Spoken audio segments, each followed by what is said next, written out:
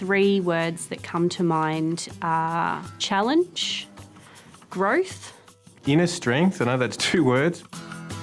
Keep going, don't give up. Ability to recover, It's about function, starting from a place of strength. Opportunity. Identity. and it's about flexibility.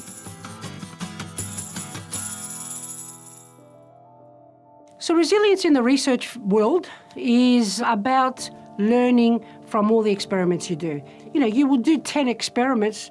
If one works, we will be lucky. But that one is the one that's going to make the difference. It's related to a lot of things in the area that we work in. You know, the young people that are lighting fires, they need to be resilient. Part of the reason their behaviour manifests is because of the adversities that they're facing, and the community. Communities need to be resilient to the catastrophic consequences of fire.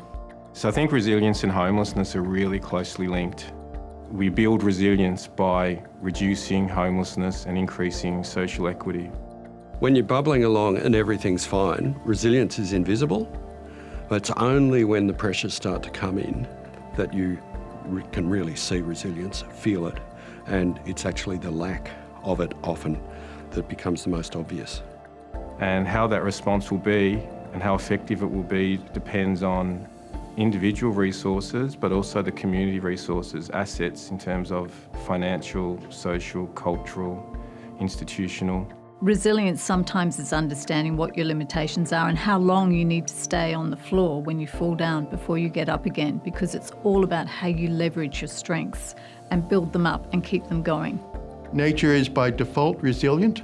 Over millions of years, that's actually the way ecosystems and individual organisms evolve to adapt to their environment. In today's current climate, I think we do need to be more resilient. I think things are changing very rapidly. Traditional Western societies have removed themselves from nature and in many respects have become less resilient. So often when we talk about resilience, people start with a mindset of what's not resilient rather than what is, because if you build out from what's strong, then you get a much more resilient and robust outcome.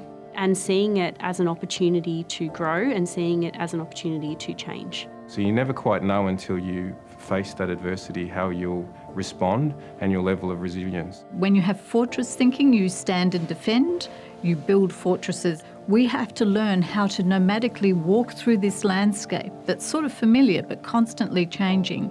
COVID has taught us a lot about being resilient and how to stay focused in the ever-changing world and not to be caught up in all the negativity and focus on what are the important things in our life, such as health, our family and work.